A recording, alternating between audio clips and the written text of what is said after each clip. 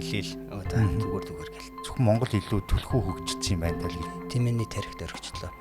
Тэмээнийхээ тарихыг оруулж игээд. Өвдөстэй шидтэй хүмүүс байгаад байна уу? Тэр хүн насан туршдаа татаж ундаг. Сэтгэл зүйн хөрчлөлтөнд хэр нөлөөлт юм бол?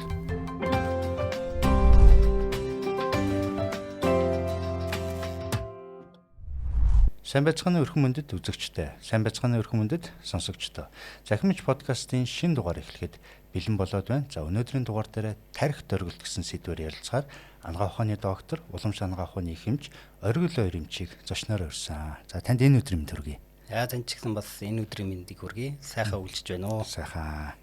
Тэгэхээр өнөөдөр та бүхэн ярилцах сэдв монголчууд бидний дунд одоо уламжлагдж ирсэн их чухал хүн болгоны мэддэг тарих дөргөлт гэсэн сэдв байгаа. Гэхдээ бас нарийн учрыг ч бас сайн хүн болгон бас мэддэггүй. Тэгэхээр хоёулаа нарийн учрыг илүү ярилцъя гэж бодлоо. Тэгэхээр таны бас яг судалгааны одоо сэдв энэ тарих дөргөлтөөр эрдмийн ажлаа хамгаалсан гэж сонссон. Тэгээ ер нь яг энэ сэдвтэй яаж холбогдох болов? Тэр талаас нь яриага эхлэе хоёулаа. За анх судалгааны сэдв мэн сүү цагаан идэ ясны эрд жилтэнд гээд сэдв сонгосон байсан. Тэгээд тодорхой хүндэтгэх шалтгааны улмаас бол бас судалгааны ажил маань завсарлага аваад тэгээд удирдагч багш маань хэсэг хугацааны дараа тэр чинь бас олон жил юм шүү дээ. Намайг дуудаад одоо эрдмийн судалгааны ажлаа эхлэе. За одоо энэ дээр бол чи бариацл хийдэг хүн. За тэгэхээр одоо энэ тархины дөрөлт гэдэг сэдвийг сонгож авч хийвэл яаж вэ гэж хийсэн. Тэгээд тухайд бол багшийнхаа тавьсан саналыг хүлээж аваад ер нь өөртөө бол бас итгэлтэйгээр за тэгье л гэж багштай хэлсэн. Тэгээд тэр цаг мөчөөс хойш бол энэ судалгааны ажил эхэлсэн юм байна. За тэгээд яг тухайн үед бол манай судалгааны баг бүрдээд судалгаа явж исэн боловч бас их судалгааны арга зүйг одоо яг Монгол тухайн үед нь ямар судалгааны аргаар хийх үү, ямар одоо багаж тооногдох хөрөмжүүдийг ашиглах уу гэд нэлээд судалгаа явагдал. Тэгэхээр ер нь явж судалгааны багаж тооногдох хөрөмжсөн дээр л гацаад байдаг. Тэгээд олон улсад хийж байгаа тэр багаж тооногдох хөрөмжүүдийг ашиглаад судалгаанд хэрэглэхээр Монгол тухайн одоо багаж тооногдох хөрөмжийг ашиглах боломжгүй. Зөвхөн одоо Англи, Америк, Австрали гэсэн одоо тийм гурван оронд л одоо тэр багцыг хэрэгэлдэг. Хэрэглэхийг судалгаанд хэрэглэхийг зөвшөөрдөг. Байгууллага хоорондын журмаар одоо худалдан борлуулдаг. Ийм тусгай багцууд гих мэтлэн тиймэрхүү бэрхшээлүүд бол таарч байгаа. Тэгээд дараа нь манай бас судалгаан дээр эхлээд Тэрэн давг багш маань орж ирж байгаа. Үндсэн одоо удирдагч маань. Дараа нь Бямсран багш маань орж ирж байгаа. Тэгээ оюун төгс багш маань ингээд орж ирээд судалгааны баг маань өргөө хүрээдээ болоод хүч нэмэгдээд тэгээд судалгааны одоо багаж тооногдох хөрөмж за бусад одоо арга зүй гэдэг юм те хүрээг яаж тодорхойлох уу гэдэг илүү боловсронгуй болол энэ дээр бол нэлээд чам байгуул ажил орсон. Тэгжээж энэ судалгаа бол одоо дараагийн үе шат руугаа явж байгаа. Тэгээд бас яг бидний судалгааны үеэр нөгөө ковид үеийг таарсан. Ковид үеэр бид нар бас судалгаагаа үргэлжлүүлж байсан. Цагийг ашиглаад бас ахиулаад за тэгээд судалгааныхаа ковидын үе арай намжсны дараа бол эмнэлзэн судалгаагаа явуулж байгаа. За тэгээд эмнэлзэн судалгаагаа явуулахад маш олон одоо энэ Монгол улсын 21 аймагт байдаг барайч нарыг оролцуулж байна. Улаанбаатар хотод одоо тархины дөргөлтийг энэ бүх барайч нар бол тэр ихэнх нь бол одоо ангаахын мэргэжилгүй. Ангаахын бос хүмүүс. Ангаахын бос хүмүүсүүд байна. За тэгээд цөөн тооны хүмүүсүүд нь болохоор ангаахын мэргэжилтэй эмч болон одоо сэвлэгч мэргэжлийн ийм хүмүүсүүд бол оролцож байгаа. За түүнээс гадна бас одоо Магна 2, Инх 2 гэдэг бас барайч нартай олон танигдсан бас тархины дөргөлтөөр бас барьдаг олон жил одоо тархины дөргөлтийг барьж имчилж ийсэн ийм туршлагатай хүмүүсүүдийг бас судалгааны багтаа оруулаад хамтарч одоо энэ хүмүүс яг эмнэлтүүдээр одоо тухайн тарих дөргсөн хүмүүсүүдийг бариад тэгээд Тэгээд одоо нэг 2 3 одоо бариач нар миний би өөрөө тэгээд тэр 2 бариач нар нийлээд одоо энэ тархины дөргөлт одоо ямар яаж идгэрч ийн үү тэгээд нөгөө багжуудынхаа тусламжтайгаа бол хэмжлээд явах нь хэмжээд үнэлээд яваад тэгээд энэ бариач хоорондоо энэ ялгаа нь байна уу эсвэл одоо аргатаа ялгаа нь байна уу эсвэл одоо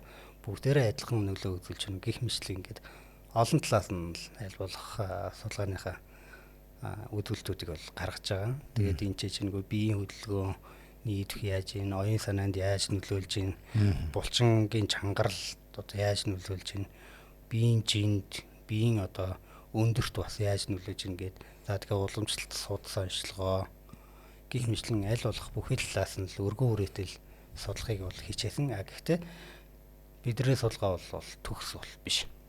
Бид нар бол одоо бас өмнө судалж байсан хүмүүсүүдээс одоо судлаачдаас нэлээд хойно сүлд бол судалж байгаа. Тэгээд тэдгээр урд нь Монгол судалж байсан Монгол судлаачдаас бид нар одоо орчин үед юугаараа ялгаатай вэ? Юугаараа давуу талтай вэ гэдгийг бол илүү их онцолж гаргаж одоо яг цаг үетэйг нийлүүлж гаргахыг бол хичээсэн л дээ. За тэгээд судалгааны ажил маань бас олон одоо шаттай имчилгээг даваад манай багш нарын маань эрдэмтэн багш нарын маань одоо олон үнэтэй санал зөвлөгөөг бол бас бид нар бол судалгааны ажилдаа бол тусгаж авсан. За тэгээд одоо судалгааныхаа ажлын үр дүн хийлцүүлээд эрдэмтдийн зөвлөлөөр ороод тэгээ олон сайхан багш нарынхаа ачаар тэгээ олон одоо сайхан одоо тэр бариач нар бидний ажилд одоо гүн тусалцаа үзүүлсэн сэтгэлээрээ одоо хамт байсан одоо маш олон хүмүүс нэрийн дурдаад байгаад барагдахгүй тийм 21 ангиас хойш тийм ээ. Тэгээд одоо яг нэг судалгаанд оролцсон бүх хүмүүсийн тоо гарах юм бол эн чинь бол бараг 1000 гараал авчих. Зөвхөн одоо барьсан хүмүүсүүд нь гэхэд давтагдсан тоогоор 500-600 гарсан. Олон хүн. Тий, зөвхөн барьсан. Гэтэл одоо тэрэн дээр чинь 21 аймаг Улаанбаатар хотын бариач нар тэгээд судалгааны багт оролцсон. Бас манай судалгааны багийн гишүүд байна. Одоо манай багш нараас гадна одоо бас ижил мэргэжилтэй бидний одоо нэг докторантууд, магистрантууд, оюутнууд гэл их олон түвний хүч хөдөлмөрөөр энэ хүн судалгааны ажил бол бүрдэж байгаа юм л да. Ганц одоо миний одоо нэг хүч хөдөлмөр биш одоо маш олон хүмүүсүүдийн тустай имчилгээр монголчуудын хамгийн сайн мэддэг мөртлөө хамгийн бага судлагдсан энэ зүйлийг л энэ 2025 онд энэ бүтээлийг нэг сэдвүүд бүтээлийг одоо бид нар амжилттай бол дүүргэсэн. За тэгэхээр их сайхан судалгаа, ач холбогдолтой судалгааг хат ингээд хамгаалсан байна гэж би бол ойлгож байна. Тэгээд та хэд яг энэ судалгаан дээр хамгийн гол онцлог нь яаж гарч ирв? Тэгэхээр нөгөө хүмүүс соёлын судалгааг ойлгохын тулд одоо практик ач холбогдлыг ойлгохын тулд эхлээд тарих дөргөлт гэдгийг бас хүмүүс сайн ойлгох хэрэгтэй баг тийм ээ. Ер нь тарих дөргөлт гэж яг ямар одоо зүйлийг тарих дөргөлт гэдэг юм? Одоо гэмтэл төвшнийхийг хилээд энэ эсвэл хөнгөн одоо нэг халтарч унах эсвэл юмд толгоогоо шүргэх мөргөх те энэ үед тарих дөргөлт нь явагдаад ямар зүйлийг тарих дөргөлт гэж хүлээж авах юм. За тарих дөргөлт гэдэг нь бол одоо гавал тарихны гэмтлийн хөнгөн зэрэгт багтдаг ийм зүйл байна. За тэгээд тарихны дөргөлт гэдэг нь бол өөр ингэсэн бие даасан онштой олон улсын өвчний англи. Бүр англитай багтаж явдаг. За олон улсын англи дээр одоо 10 дугаар англи дээр өвчний англи дээр бол шин дөргөлт буюу одоо цочмог дөргөлт гэж байгаа юм л да. Энийг болохоор S006 тэг 6. За архаг дөргөлт одоо хуучирсан утсан дөргөлт. Энэ нь болохоор бас арай өөр онцтой байгаа. Тэгээ хоёр өөр онцтой гэсэн үг. Одоо бид нар олон улсад бол post concussion гэдэг. Ингээд явдаг. За тэгэхээр энэ тарих дөргөлт гол механизм нь ер нь ямар шалтгаанаас үүсэж байна гэхээр ахуй, спорт, одоо халдлага, автомашины осол зэргээс бол ийм шалтгаануудаас бол үүсдэг. За ахуй гэмтлийг бол бид бүхэн бол хамгийн энгийн дээр одоо Монгол гэрийн тотго мөргөх, эсвэл одоо сандал ширээ мөргөх, хан мөргөх, за бие биетэйгээ шүргэлцэх, за өвлийн цагт бол одоо гулгах тий халтарч унах, одоо бөхсөөрөө альдарч унаа дээшээ жин ямар ч байдлаар унаж болно шүү дээ. За тэгээ сүүлийн үед энэ скутернээс унаж байгаа, өөргөлдөж байгаа, дугуй хооронд ингээд ийм жижиг одоо энэ юунууд бол бүгдээрээ л орж байгаа. Тэр байдгаа хий гიშгэхэд хүртэл энэ шатн дээр нэг хий гიშгчдэг шүү дээ тий. Тэгээ энэ үед бол бас их амархан тархинд өргөдөг бол хүмүүсүүд. Энэ болохоор тухайн хүмүүсүүдийн бие махбодын онцлогоос их хамаарч. Тэр хүмүүсүүдийн булчин нь одоо сайн жигд сайн хөгжсөн байна уу? Эсвэл одоо булчингийн хөгжил сул байна уу? Маш их одоо дархлаа сулралттай байна ч гэдэг. Гэх мэтлэн олон хүчин зүйлээс бол нөлөөлж. За автомашины ослыг бол бүгдээр бол мэдчихэж байгаа. За ямар нэгэн байдлаар одоо энэ хүмүүс одоо маш хүнд автомашины осол эсвэл одоо зөвхөн хойноос нь зөөлхий ингээ мөргөдөг. Гэтэл хойдлын арын суудлын дээр сууж байсан зорчигч маань жоохон урагшаагаал одоо хөдөлдөг. Гэтэл энэ нэг савлтын хөдөлгөөн яваардаг. Тэгээ энэ мэтлэнгээр ингээд их бага хэмжээний янз бүрийн одоо энэ гэмтэл бэртлийн улмаас болоод бид бүхэн одоо бидээ гэмтэл бэртэл аваад дөргөлд аваад авснаас болоод энэ тархит өргөж байгаа. За яг тархит өргөлтийн өөрийнх нь одоо үндсэн тодорхойлт нь бол ерөөсөө энэ гэмтэл бэртлийн улмаас болоод одоо мэдрэлийн эс одоо цочирч байна. Сэрэмтгий болчих нь сэрэмтгий болно. Үүнээсээ болоод эсийн дотор байсан шингэн эсийн гадна очоод тэгээд тэр эсийн гадна очингуудаа хавгнаад тэр мэдрэлийн эсүүдээ гимтээдэг. Бүр удах юм бол одоо өгчүүлдэг. Ийм аюултай үүдэгдэл гараад байдаг. Тэгэхээр яг энэ одоо тархит өргөлтийн ихэнх үеийн шинжүүдэд ямар шинжүүд илэрх вэ? Толгой өвдөн, дотор муу хайрн, чигшөөгөх, ядрах, нүдний хараа муудах, гүйлгэх, бөөлжих, за илүүх цочмог ууртай, зан төрхийн хувьд одоо илүүх цочмог болох, за чимээ шуугийг бол маш амархан цочдог. Гэх мэтлийн юм шинжүүд. Ер нь бол дийлэнх нь толгой өвдөх шинжээр бол илэрдэг. 80 гаруй хувь. За бөөл насан туршидтын хувьд бол арай өөр. Насан туршидтад бол толгой их өвдөн. Бөөлжих, гүйлгэх шинж нь бол хамгийн бага хувь гэдэг. Хүүхдэд болоод ирэхээр гүйлгэх, ядрах шинж тэмдгүүд нь илүү илэрдэг. За толгой өвдөх тэр шинж тэмдгүүд нь бага илэрдэг. Гэхдээ энэ бол тухайн хүн биеийн аль хэсгээс одоо дөргөлд авсан байна уу? Биеийн онцлог нь бас хамаарна л да. Манайханд нэг ийм тохиолдлууд байдаг шүү дээ. Эмчт очиод үзүүлэх, одоо бариач очиод үзүүлэхэд энэ утцсан дөргөлт байна шүү дээ гэдэг. Тэгээ нөгөө хүмүүс маань тухайн үедээ яг одоо юм өргөгч үед тэрийг нэг тоохгүй яваад идэг. Тэгэхээр ийм дөргөлт хэрвээ эмчлэгдэхгүй ч гэдэг юм удах юм бол одоо гим нөлөө хэр байх вэ? Эсвэл өөрөө бие махбод тэрийг засаад явчдаг юм механизм байна уу? Тархины дөргөлт одоо шинэ дөргөлт хамгийн эхлээд шинэ дөргөлт. Одоо өнөөдөр би нэг толгойгоо мөргүүлчихлээ. Юм мөргөчлөө. Гэтэл одоо миний толгой бол яг одоо энэ чи би энэ нэгээрээ мөргөчлөө гэхэд бол энэ хэсгийг бол хаавдах ч гэдэг юм уу, хөөрөх ч гэдэг юм уу. За ингэндээ зүгээр хүндүрл байгаа л. Энэ шинж тэмдэг маань нэг 3 хоногоос нэг 7 хоног байна. Гэхдээ өдөр иргэсэн багасаад яваад байна. Манайхан тухайн үед л жоохон өвдөлттэй байсан. Тэгээ яванда нөгөөдг нь намжаад ирэнгүүт нөгөө би одоо зүгээр тухайн үед нэг өвчин намдах юм ууж болно. За ихэнх тохиолдол манайхан бол илээл зүгээр гэл. Тэгээд маргааш нөгөөдөр нь тэр өөр намдах гот зүгээр юм байна гэл яваад өгчдөг. Гэтэл энэ байдал нь алстай явах гэхээр тэр хүний толгой өвдөх шалтгаан болдог. Толгой өвдөх одоо 18 төрлийн одоо толгой өвдөлтийн шинжүүд байна л та. Гэтэл энэ шинжүүдээс одоо аль нэг нь бол илэрч болно. Кластер ч гэдэг юм уу, таллах ч гэдэг юм уу, хүндүрлэгч гэдэг юм ингээл олон янзын толгой өвдөлтүүд. Гэтэл одоо энэ толгой өвдөлтүүдийн нэг шалтгаан шүү. Бас энэ тархины дөргөлт байдаг юм аа. Тэгээд насаараа энэ нөгөө толгой нь өвдөд байдаг. Толгойн өвчин намдах юм уугаад байдаг. Мэдээж мэдрэлийн эмчэд өгдүүлээд зохих одоо тэр толгой өвдөлтийн эсрэг эмчилгээг бол хийлгээлээдэг. Гэтэл одоо тухайн эмчилгээ хийлгсэн даруйд бол сайхан үр дүн үзүүлнэ. За өөр арилна.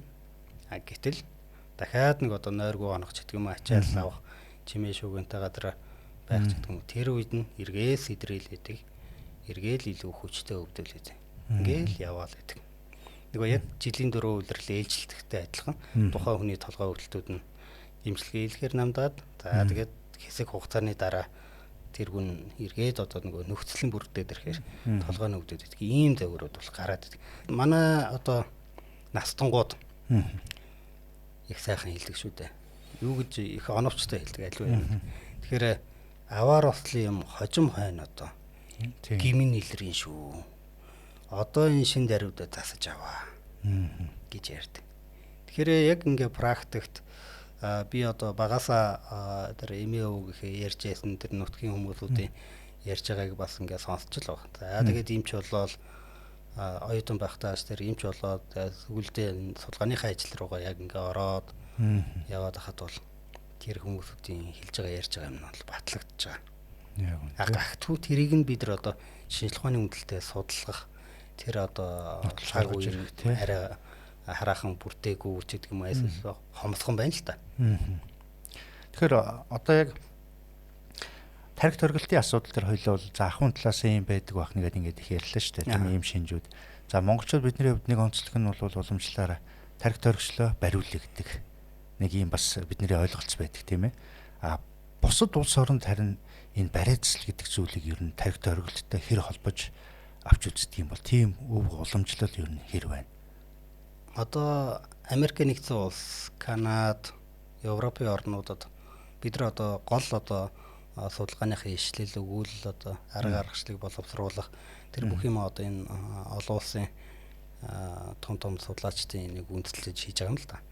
Тэгээд мөн одоо Монголынхаа юу гэж. За ингээд мэдээлэлтүүдэд танилцаад хайл улсын ямар эрдэмтдүүд одоо энэ талаар судалж гэнэ үү гэд тэгэхээр бол ер нь бол Европ, Америкт бол энэ тархи төрөлтийг бол маш сайн судалсан байна. За бүр үүний талаар одоо Америк нэгдсэн улсын жүжигчин Will Smith-ийн тоглосон Concussion буюу тархи төрөлт гэх кино бодит явдлаас зэдвэрсэн кинон дээр хүртэл гаргаад ирсэн. Ийм байдлаар одоо тэр хүмүүс одоо ингэж одоо ач холбогдол өгч байна. Энд чинь урлаг ууран сайхнаар дамжуулаад шинжлэх ухааныг бас одоо түгээж байна. Шинжлэх ухааны мэдээллийг.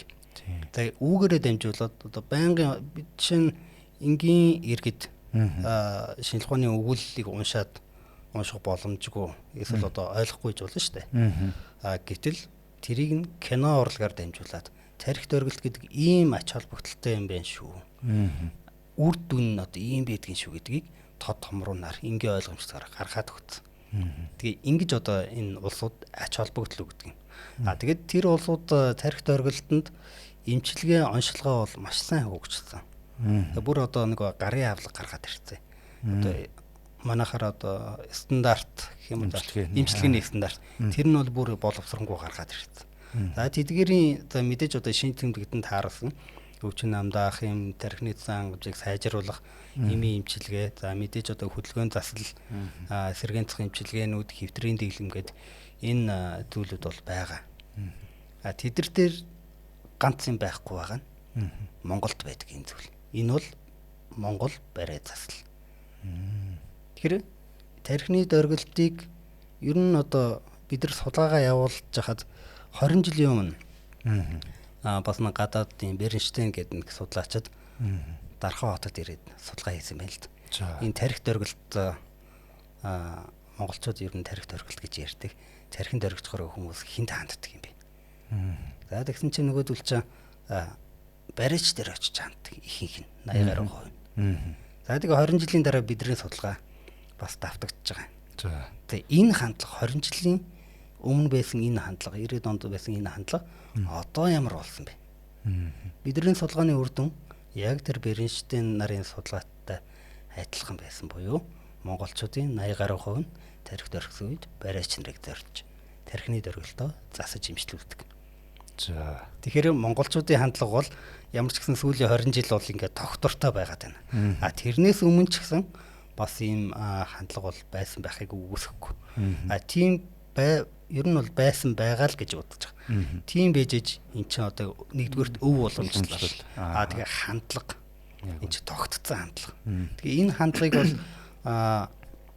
хүмүүс бол нэг юу яахгүй өөрчлөгдөхгүй. За яг сүүлийн үед хүмүүсүүдийн олон ургалж санаач гэдэг юм уу шинжилгээнд одоо хандах хандлага илүү нэмэгдсэн. Энэ шинжилгээнд үзлээс болоод зарим одоо тархинд орхисон хүмүүс бол ангаах хоноор явдаг тохиолдлууд бол байна. Гэхдээ монголчуудын дийлийнх нь ерөөсөө л бариас дээр очно. Гэхдээ сүүлийн тэр шинжилгээнд үздэг зарим хүмүүс бол нэгэнт одоо бариач гэж байгаа юм чинь уламжлалт ангаах ухааныг сайн мэддэг, энэ тархины дөргөлтийг сайн эзэмшсэн хүнээр эмчлүүлэх гэдгийг сонирхол бас сүүлийн үед гараад байгаа. Ийм самтлагтай болж. Тэгээд энэ дээр бас нэг яхад өвөр Монголд бол тархины дөргөлтийг бариацлаар эмчилнэ гэдэг судалгаанууд бас байна. Тэрийг эмчилдэг бас одоо эмчнэр, уламжлалтын эмчнэр бол байж байна. За Монгол ангаах ухаан, төвдийн ангаах ухаан хоёр бол ер нь бол гарал ухсаач гэдэг юм уу. Юунууд нь онол сургаалууд, эмчилгээний аргууд нь бол ижлэх юм. Гэтэл төвдөд тархины дөргөлтийг бариацлаар эмчилдэг арга бол байхгүй. Бас сонирхолтой юм тий. Уул нь бол нэг шинжлэх ухааны нэг салбарын нөхдүүд шүү дээ. Тий. Тэгэхээр зөвхөн Монголд энэ бариацл байна, ийм өв уламжлагдаад ирчлээ гэхээр бид нар нөгөө их тийм нүүдэлчин соёлтой, ахуйтай, за дээрэс нь бүр өмнөх түүхээ үзэх юм бол дайнчин, дулаанч нэг байнгын байлдаанд дайцтай энээсээ улбаалаад нөгөө хүнд тарих толгойд оригддаг. Энээсээ улбаалаад энэ арга аргачлал нь илүү Монголд илүү хөгжиж өв уламжлагдаж ирсэн юм болоо та гэж би бас зүгээр сая таныг ярьж хахад бас бодогдлоо. Үнэн шүү. Тэгээд үүний бас нэг баталгаа нь гэхээр одоо манай болд актемч уламжлалтын болд актемч маань судалгаагаар бол гаргаад ирсэн нь юу гэхээр хүнийг үед одоо монголчууд гавл дотор хурсан цусыг одоо энэ терпинац эмчилгээгээр терпинац хийж одоо хүний амнасыг аварч яасан. Тэрийн одоо баталгаа болох одоо энэ гавлын ясны юм олдор болцсон гэдэг археологийн олдор болцсон гэдэг судалгаанд бол ярьж яасан. Илтгэлтэй дурж яасан.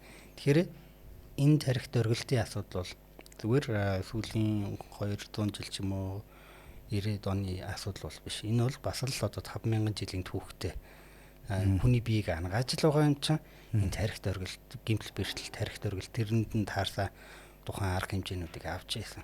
За Ховлын хааны үед 13 дугаар зууны үед бас одоо ордны одоо цэргийн эмч гэж бүр тустай эмч байсан.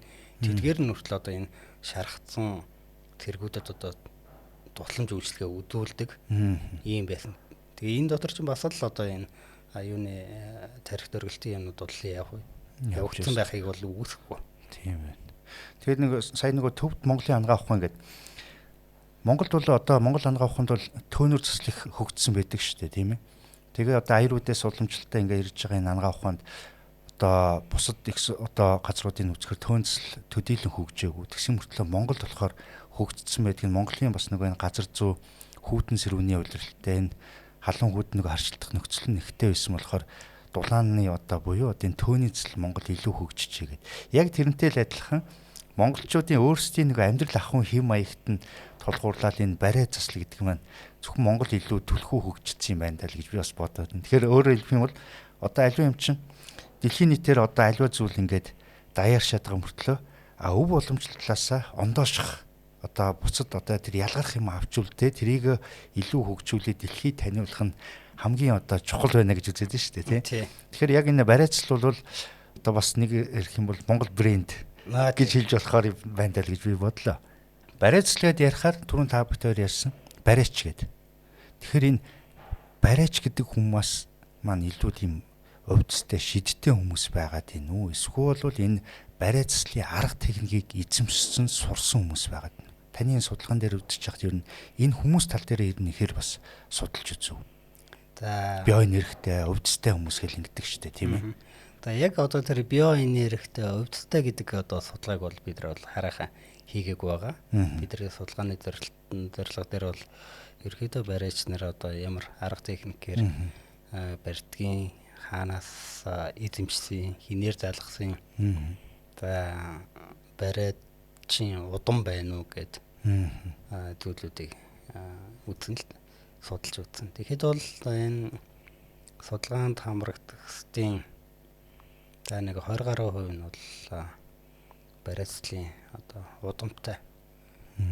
За 2-3 үе дамжсан. Дийлийнх нь. За үлдэх хүмүүсүүд нь болохоор 2 багтж байгаа. За. Нэг нь болохоор ямар нэгэн одоо бариацлын курс дамжаан сурсан. Эсвэл одоо багштай байсан. За эсвэл одоо яг сургуульд сураад буюу нэгсэндээ эмчээр зөвлөгчээр сураад төгсөөд за тэгээд ингээд суралцах явтаа тархины дөрвөлтийн бариацлын аргыг сурсан юм. За үлдэх хүмүүсүүдийн хувьд болохоор ерөөсөө өөртөө бие дааж сурсан. Буюу одоо хүний харж байгааг бие барьж байгааг хараад сурсан. За цөөн хэдэн хүмүүсүүд нь ерөөсөө өөртөө одоо тийм онцлогоор биеийн өвдөд хямраад байдаг. Тэгэнгүүт нь хүн барихаар л өөрийнх нь өвчнөд өөр намдаад идэг. Хүн барихгүй болохоор л биеийн өвдөд идэг. Гэх мэтлийн сонин тохиолдлууд бол гарч байгаа юм л та. Тэгээ энэ бас нэг хүнийг дуртахад бас олонний танилцсан одоо ер нь манай Улаанбаатарчууд монголчууд бас сайн мэддэг тийм хүн ба. Тэр хүн болохоор аав нь бариач байсан. За тэгээд тэр хүн өөрийнх нь мэрэгч нь болохоор хуульч мэрэгчлээ. Тэгээд тэр хүн өөрөө хуульч ажлыг хийгээр эрхлээл яваад байсан. Тэгээ нэг өдөр одоо аав нь бариага хийхэ болоод тэгээд тэр цаг мөчөөс өргөжлүүлээд тэр хүн бариацлах ажлыг нь уламжлаад үлдсэн. Тэгээ одоо хүртэл олон түмэнд бариацлаа хийгээд явж байгаа. Тэр хүн бол энэ бариацл гэдэг бол одоо энэ соёлын үнэт үг юм аа, бит бос үнэт. Энэ бол дахин давтагдчихгүй гэдэг зүйлийг бол онцолж ялж байгаа. Ер нь бариач болгоно л одоо энэ бариацлын тархины дөрвөлтийн тухай бол өөр ингэсэн онлыг бол дэвшүүлж гин өөртөөх мэдлэгийг бас бидэрт бол хэлж байгаа юм л та. Тарих дөрвөлт гэдэг нь одоо тусан хангамжийн дутагдaltaч гэдэг юм уу?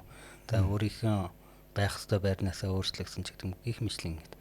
Гэтэл энэ бариач нарын дунд одоо нэгдсэн тийм онол бол хараахан байхгүй багт. Нэгдсэн тийм сургалтын арга байхгүй багт. Бас энэ хүмүүсүүдийн энэ судалгаагаар илрүүлж гаргаж ирсэн хамгийн давуу тал. За тэгээ аливаа ямиг ингээд судлаад энэ хүмүүсд ер нь ямар шуухан төвшөнд байгаа, яаж байгаа, ер нь ямар үзэл бодолтой байна гэдгийг судлаад мэдээд авах нь дараагийнхаа бид нар одоо энэ чиглэлийг яаж одоо илүү сайжруулах вэ?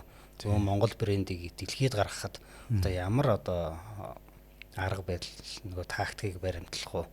Энэ салбарыг одоо яаж хөгжүүлэх вэ гэдэг юм дээр маш том түлхэцтэй болж байгаа юм л да. Би бас өөр тохиолж исэн жишээг ярмаар санагдлаа. Тэгээд тэрнийг нөгөө бариач нарын одоо тэр одоо дамжиж ирж байгаа юм дээр.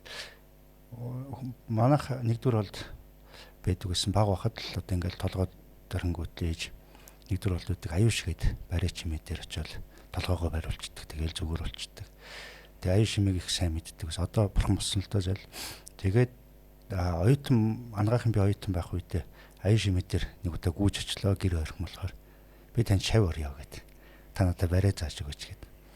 Тэгэл очисон чи имээ нэгч дуртайч дургүйч заалах гал хүмүүс ирдэг юм а. Тэгээд энерги таарахгүй болохоор нэг өдөр нэг өрөөнд хамт байж байгаа л тэгэл хийн дотор нь муухай оргоод тэгэл явчихдаг юм а. Тэгтээ би чамайг нэг шалгаж үзнэ гэл тэгж чи маргааш ирээрээ гэд. Тэгээ яг би тухайн үед нь одоо ажил тарах гэжээс оройч байсан. Тэгээ маргааш нь яваад очисон чи өглөө яваад очисон. За гараа гэл. Тэг чин за гараа ингээд имээ хажуудаа суудсан ингээд алгаа нэг хоёр хэсэг нэг хэсэг гэж яаж байгаа. За ер нь хоёулаа болох юм байна гэд. Тэгдгийн. Тэгээд за болох юм байна гэд. Тэгээд нэг хэсэг хугацаанд имээг дагаад ер нь барай бас сурах гэж хичээжсэн. Тэгээд анзаарч хахад бол имээг нь бол яг нь мэдээж толгойн дөргөд ирсэн насан турш хүмүүст бол хөнгөө нэг хэд хилээд одоо барай болгочтой. За хүүхдэд бол ерөөсө толгойд нэг хүрдэггүй. Одоо гаднаас нь ингээд нэг ерөнхийд нэг юм тоогоор гэх юм уу те. Гэт нэг хөвлийг нь бол нэг илж өгдөг. Нэг ийм одоо арга техниктэй одоо барайч юм байсан. Тэгээд би бас танаас юу гэж суух гээд нэхэр. Тэгэхээр тэр одоо мэдээж энэ механик илдэг одоо зүйлүүд байна тийм ээ. Тэрнээс гадна яг ийм эрчим талаас нь гэж одоо гэрч долгионч гэдэг юм уу те. Энэ талаас нь одоо барьдаг гэдэг юм уу. Энэ талаас нь ер нь судалсан судалгаанууд юмд ер нь хэр байдаг юм бол. Дэлхийн судалгааг бол хараахан олж уншаагүй байна л да. практикаас харахад яг өөрийн одоо бас туршлагаас энэ барьж нартай уулзаад бас би биедээ туршлага хэлцээд явхад бол зарим зөөн тохиолдлууд бол байдгийг. Хүнийг биед нь хүргэлэхгүйгээр одоо гаднаас нь нэмчлэн гэдэг юм бол энгийнээр хэлэх юм бол бид нар сүүлийн үед нэг энерги гэж ярьдаг болчих. Энергиэр хэмжил. Нөгөө талаар бол бидний биеэс бас таны хэлдэгчлэн амьтад хүн болон амьтын ялгаа байхгүй. Ургамал ч гэсэн ялгаа байхгүй. Өөрөөсөө тодорхой хэмжээний долгион гэрц ялгарулдаг. Давтамжийг ялгаруулдаг. Тэрүүгээр одоо бие биентэйгээ харилцдаг. Тэгвэл ангаахан буюу ялангуяа бариацалт бол тийм зүйл бол байна. Тэгээ энийг бас зарим хүмүүсүүд бол үгүйсгдэг. Зарим хүмүүс бол хүлээн зөвшөөрдөг. Тэгээ мэдээж бид бүхэн энийг сайхан тааш нь сайн судлах хэрэгтэй. Тэгээ тийм тохиолдол би ч гэсэн өөрөө бас яг таныхтай арай өөр тохиолдол орж ирсэн л да. Бид хүргэлгүйгээр одоо өвчин тойрыг намдааж ясан. Тийм нэг 2 3 тохиолдол байна. За эхнийхт одоо тэр чинь нэлээд олон жилийн өмнө энэ судалгааны сэдвийг авахаас өмнө нэг хүн дээр очиод ингээ гаднаас энергиэр барьж ийн тэгэл. Тухайд бол надад бол нэг бид бол мэдрэгдээгүй. Тэгээ би одоо яг одоо тэр хүний зөв үнэхээр одоо энэ хүн надад одоо намайг имчилж байна. Эсвэл худлаа байна гэдгийг бол би аль нэгэн одоо тийм нөгөө юунд хитрхи одоо нөгөө сайн тал нөгөө зөвшөөрсөн эсвэл эс зөвшөөрсөн тийм юмд хүрээгүй л байхгүй. Ерөөхдөө дунд байгаар нь хүлээг авсан тий. Тэгээд нэг дунджийг л баримтлсан. Тэгээд дараа нь олон жилийн дараа ингээд яг арай өөр хүн дээр ингээд уулзаад тэр чинь санамсргуул уулзж байгаа юм л. Тэгээд ингээд яг би өвдөж байгаа ингээд толгойн өвдөлт байлаа гэхэд жишээлбэл шүү дээ. Толгойн өвдөлтийг ингээд бас л гараа хүрхгүйгээр яг өвдөд тав дээр ингээд сууж байгаа шиг ингэж байгаа л өвчин намдаасан тийм тохиолдол байна. Гэтэ энийг бол бид нар бол сайн судлах хэрэгтэй. Яг тэр нь чинь юу явагдаад. Үүнийг буддизмтай холбож болох. Ялангуяа уламжлалын ухаан дээр энэ аливаа ном эрдэмийг сурахын тулд одоо багшаас авшиг авдаг. Номын авшиг. Дамжлагтай тий. Дамжлага. За тэгээд тэр тухайн үдгэж байгаа номынхаа авшгийг аваад эн чинь бол онлайн хичээл нь явчих.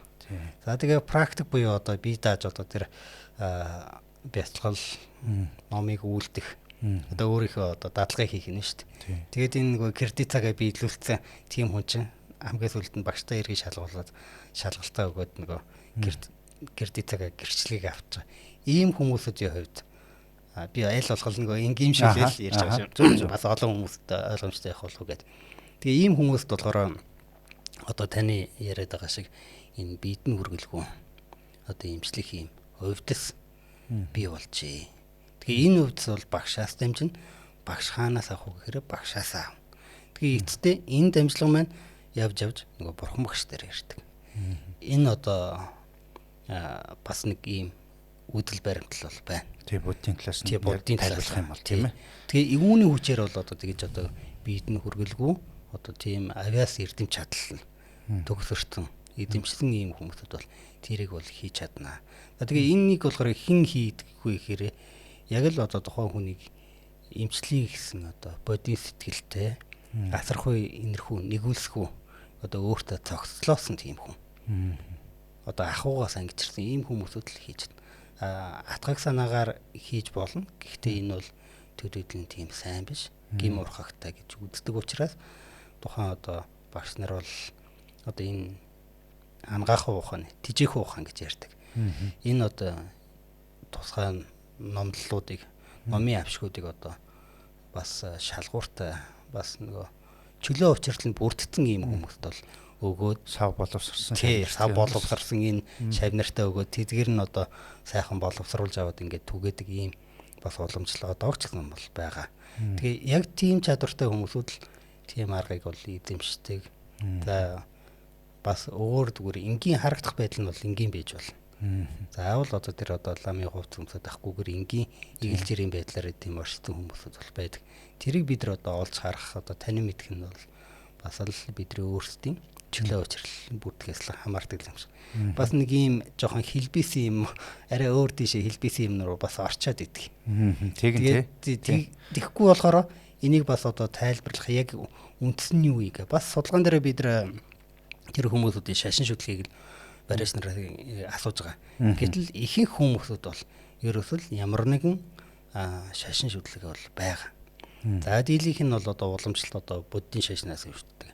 За тодорхой хэмжээний барьж нар нь болохоор онгод тэнгэртэй буюу бөөгийн шүтлэгт. Тэгээд тэдгэрийнхээ хүчээр одоо энэ бариа таслыг бас хийдэг. Бусдад тус болох тэр цаана юм сэтгэлийг нэг юмд жолоодож чиглүүлж байгаа юм бол тэр ихтгэл үнэмшил нь байгаад байна шүү дээ, тийм ээ. Тэгэхээр хоёлаа бас гоё өнцөг талаас нь бас ярилцлаа. Тэгээ эргээд би бас нөгөө түрүүн хоёлаа ахуйн гэмтэл талаас нь ярьсан. Дахиад ярихад спорт талын гэмтлүүд бас байна. Түрүүн би яг нөгөө аюуш бариач эмээтэй ингээл холбоод ярихад тухайн үед нөгөө цомогийн тамирчид их байруулдаг гэсэн л их аварга эрдэнэр ирээл байруулна. Байнгын мөргөлдөж чинь, байнгын л одоо ингээд тэр чинь дөргөлт аваад байна шүү дээ. Тэгээд нөгөө түрүүн та хэлсэн нөгөө Will Smith-ийн одоо Concussion гэдэг кинон дээр хүртэл тийм ээ нөгөө Америкийн хөл бөмбөгийн одоо тамирчид байнгын л одоо хамгаалалт дуулахтай ч гэсэн байнга мөргөлдсөөр байгаа. Сүүлдээ нөгөө архаг гэмтэл өгөөд тэр нь өөрөө сэтгцэд нөлөөлөөд амиа хорлох үзэгдлүүд гараадсан юм билээ шүү дээ, тийм ээ. Тэр үзэгдлийг тухайн яг бодит явдлаа тийм юм чи өөрөө ажиглалт яагаад за энд нэг юм бүтцийн хувьд өөрчлөлт ороод ийн гэдгийг судалж гаргаж ирээ. Тухайн үед одоо сэтгүүл төвлүүлээд ингээд яах гэсэн болж тэр чинь маш том ашиг сонирхол байсан болохоор нийтэд гаргадаггүй одоо мэрэгжлийн сэтгүүлүүд нь хүлээж авахаас татгалзах тийм лобби хүртэл орж ирсэн гэдэг яг кинон дээр гаргаж ирсэн. Тэгэхээр энэ одоо тархит оргилтын юмнууд хамгийн их урхагтай юмнууд нь бол бас энэ спортын салбарт илүү гараад идэх юм болов уу та гэж би бас хувьдаа бодоод идэх. Тэгэхээр яг нөгөө хоёлаа сая нөгөө ахуйн тархит оргилтоос гадна одоо яг энэ спортын тархит оргилтын одоо илүү урхаг гэдэг юм уу тийм ээ. Тэгээд энэ урхагаас сэргийлэхийн тулд одоо хүмүүс юун дээр анхаарах хэрэгтэй байдаг. Тэр талаас нь бас яриад явуул. Сайхан нэлийн одоо хэрэгтэй, маш хэрэгтэй энэ өнцгөөс нь сайхан асуулт тавьсан танд бас талархаж байна. Тэр сүүлийн залуучууд буюу одоо сүүлийн бараг 10-20 жил монголчууд спортоор хичээллэх илүү өргөн цар хүрээнд хичээлдэг болж за спортын нэр төрлүүд нь ч гэсэн бас нэмэгдээд ирж байна. Энэ ч нэгээр бол спортоор хийдэг хичээллэх тусламжуудын чинь тухайн хүмүүсүүдийн одоо бие эрүүл мэнд сайжирна. Гэтэл альва юмд бас нэг сайн талж бай, бас дутагдaltaй талж бай. Тэгэхээр тэр кинон дээрээс харж байхад бол тэр Америкийн одоо мэрэгжлийн хөл бөмбөгчд бол хүн өдөрт авах ачааллаас 20 дахин илүү ачаалал авдаг. Одоо та бүхэн мөргөлдлөөхэд одоо нэг 10 кг хүчээр дунджаар мөргөлдлөөхэд энийг бол тэсвэрлэх чадвартай бай гэж бод. Гэтэл тэр хүмүүсд бол 100 нэг удаадаа 100 та бүхнээс 10 дахин илүү буюу 100 кг-аар илүү. Тэгээд тэрийг өдөрт одоо хэдэн удаа авах. Тэгээд гэтэл тэр хүн мэрэгжлийнхээ тоглолтын туршид одоо хитрхи ачаалаас нь давсан. Ийм ачаал аваад. Гэхдээ хамгаалж байгаа төлөвд нь хувцас сэргэлэл каск малгай. Тэрнийхээ хүчинтэл бас л ингээд тодорхой саармагжуулаад байгаа юм л та. За байгаль дээр болохоор аргал одоо хонь одоо эцэг малууд ингээд мөргөлддөг. Тийм дүр төргийг бид бүхэн амьдрал дээр зөндөө харж байгаа. Эдгээр чинь байгалийн зохицолгоотой. Тэгэхээр тэр эврээрээ дамжуулж энэ дөргөөнийг ингээд шингээж бууруулдаг. Тархинд авах багасгаад тий. Тэгээ гавлын ясны хүртэл одоо тийм бат бих байна. За тэгвэл тоншуул яадгүй гэхээр мод тоншоол гэдэг. Тэгээ тоншуул чиг бид нар одоо ингээд мод мөргөд байх юм бол бид нар толгой өвдөн шүү дээ. Гэтэл тэр чинь өөрийнхөө хилээрээ тархиа ороогоод каск болгочдөг хамгаалдаг. Бас ийм зүйлүүд. Гэтэл анааш урт хөдөөтэй.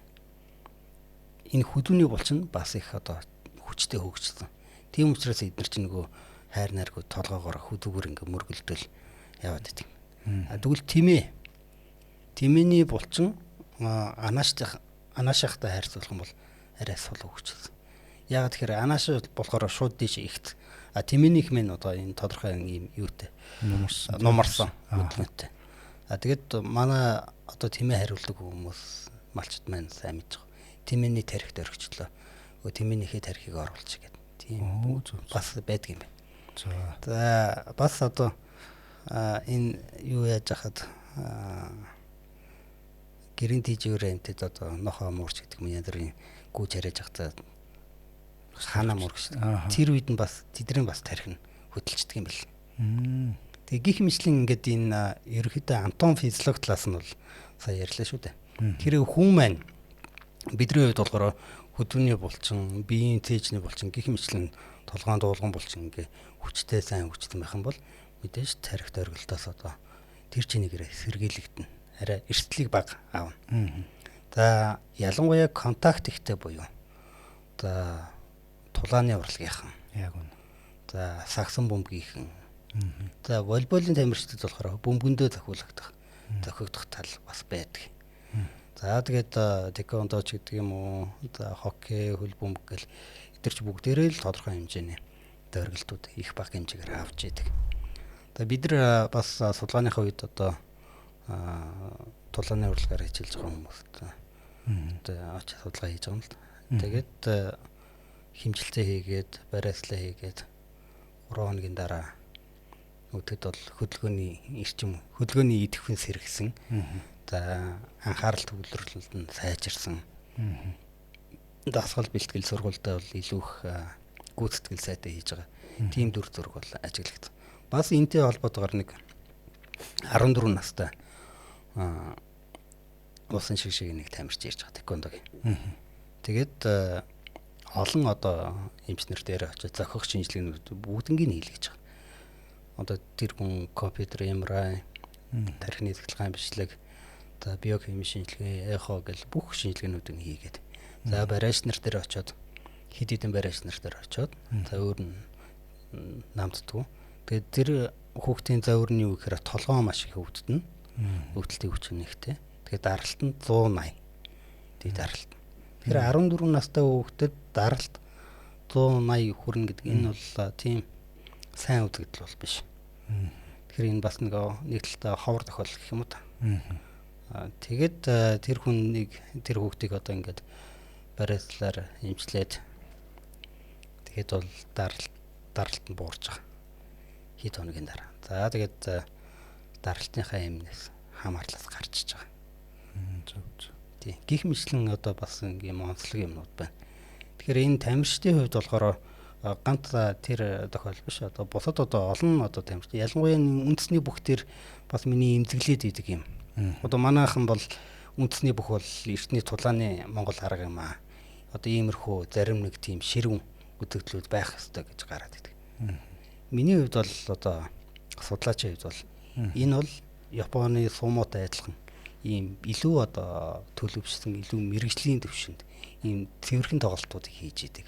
Барилдаануудыг гаргах, уран сайхан яруу. Тэгээд нөгөө хүнийг одоо гимтэл багтаа унгаадаг. Тийм. Эн чинь гимтэл багтаа тэр хүнийг уран мэхээр уралдуулан барилдаж унгаана гэдгийг чинь гол утга учир нь байгаа. Гэтэл зарим бүхий барилдаанууд дээр энэ үзэгдэл маань алдагдаад байна. Ялангуяа одоо савж унгаадаг.